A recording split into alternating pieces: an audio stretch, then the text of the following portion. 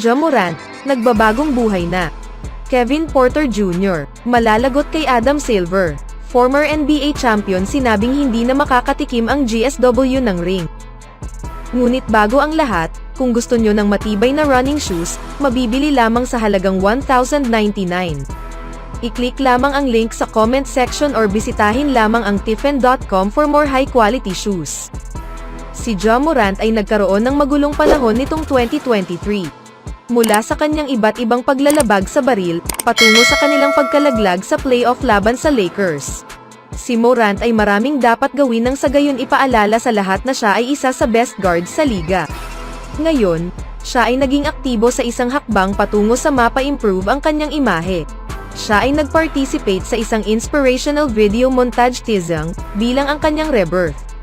Ang konsepto sa rebirth ay naaangkop ng husto, na kung saan nagpahintulot ito kay Morant para mawala ang mga mantsa na naka-attached sa kanyang pangalan. Marahil pwedeng sabihin na ang lahat ay makatwiran. Ngunit siya ay binantaan naman ng liga matapos nga itong ipinakita ang isang baril sa Instagram Live. Si Ja Morant ay nararapat humarap sa kahihinatnan dahil sa kanyang aksyon. Siya ay ginawa ang parehong pagkakamali ng 2 beses, ilang linggo lamang, nang ang lahat ay napag-alaman na siya ay nakatanggap lamang ng minor suspension sa unang pagkakataon. Ang mamist ang mga iilang laban sa pagtatapos ng 2023 regular season ay nangangahulugan lamang para sa mga voters na siya ay dapat alisin sa contention bilang isa sa 6 sa All-NBA guard spot na naging available. Kasama ang liga na na-impose ang 65 minimum game para sa isang manlalarong eligible para ma-consider. Si Morant ay naging ineligible matapos nga nitong makuha ang 25-game suspension. Kasama ang Grizzlies star ngayon, para sa possible extension talk sa paparating na taon. Siya ay umaasa na makapasok ito sa All-NBA team para maging eligible sa Supermax contract. Si Morant ay nakakapag-average ng 26.2 points, 5.9 rebounds at 8.1 assists last season. Pinangunahan nga nito ang Grizzlies sa number 2 seed sa West. Hindi lahat ng tao ay napapag-usapan ang Grizzlies patungkol sa titulo sa pagpasok next season. Ngunit kung sakaling sila ay mananatili at mailalabas ang panibagong level of dominance ng team kasama si Morant na nakabalik, siguradong silang muli ay banta sa liga. Kahit na nahihirapan itong si Jaren Jackson Jr. sa FIBA World Cup, siya pa rin mga kaibigan ay ang reigning Defensive Player of the Year at malaking impact sa team sa kanilang regular season hopes. Si Desmond Bane naman ay patuloy pa rin ngayon sa kanyang development patungo sa pagiging isa sa best shooter sa NBA. Sa katunayan, siya ay nakakapag-average ng 21.5 points last season kasama ang 40.8% sa 3-point efficiency. Kasama ang karagdagan ni Marcus Smart at pagbalik ni Steven Adams, ang Grizzlies team na ito ay tanaw na isang contender sa Western Conference. Anong masasabi niyo mga kaibigan sa pagbabagong buhay ni Ja Morant? Sa kabilang banda naman mga kaibigan, sa linggong ito, ang NBA Commissioner na si Adam Silver ay sa wakas nagsalita na rin sa NBA domestic violence scandal. Oo, ang aligasyong ito ay naging nakakatakot, ayon kay Silver. Ito ang kanyang sinabi sa news conference kasunod ang Board of Governors meeting. Wala nang katanungan pa patungkol dito. Ngunit hindi pa nito alam ang mga iilang detalye patungkol sa tunay na nangyari kumpara sa kanyang nabasang aligasyon.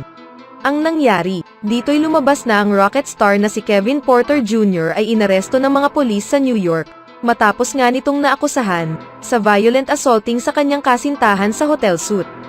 Ang biktima ay si Kyrie Gondrezick, ay dinala sa ospital agad matapos ang insidente.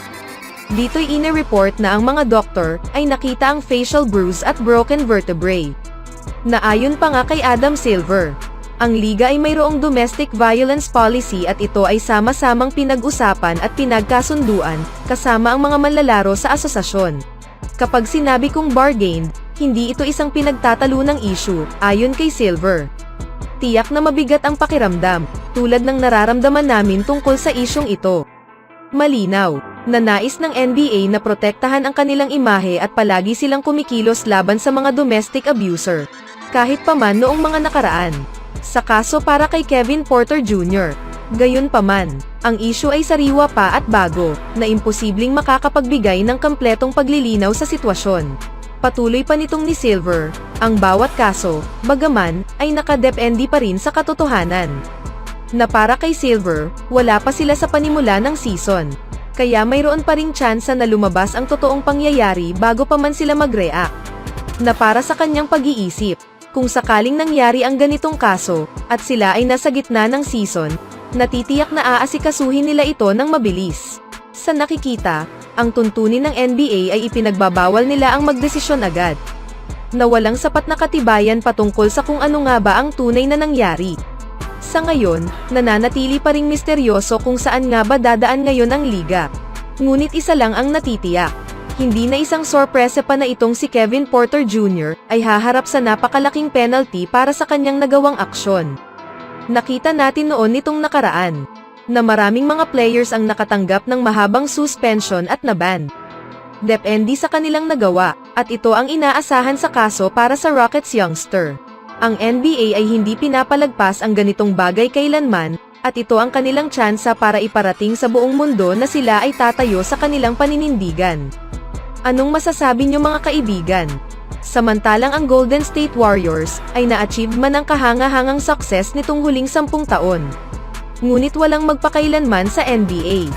Mula kay Michael Jordan at ng 90s Bulls patungo kay Shaq at Kobe sa Lakers, ang bawat koponan ay kailanman nakita ang pagtatapos, alinman sa mga rason, sa mga injuries, edad or ibang complicated factors. At sa kaso sa Golden State Warriors, sila ay nagpapakita ng walang anumang senyales na sila ay humihina na ngayon. Matapos nga nilang maipanalo ang pang-apat na championship noong 2020. Ngunit merong mga iilang tao ang sinabing ang team na ito ay labis na ang lapit sa pagtatapos, kumpara sa panimula. Hanggang sa kasama mo itong si Stephen Curry, ikaw ay magkakaroon ng tsansa. Parehong bagay sa panahong napag-usapan ng lahat, ang patungkol kay LeBron James na siyang naubusan ng gas noong huling taon sa playoff. Pwede mong gawin ang parehong argumento para kay Klay Thompson ngayon, ayon sa former NBA champion na si Anthony Daniels. Siya na ngayon ay nauubusan na rin ng taglay, at kung sakaling itong si Klay ay hindi na tulad sa dating Klay, ang team na ito ay hindi na mananalo. Sa madaling salita, ang kanilang championship window ay sarado na. Si Klay Thompson ay ang isa sa core members ng Warriors dynasty, at siya ay kasama ito mula pa man sa panimula. Karaniwan, si Thompson ay epektibo tulad ni Steph sa floor bilang isang knockdown shooter, at more than capable defender.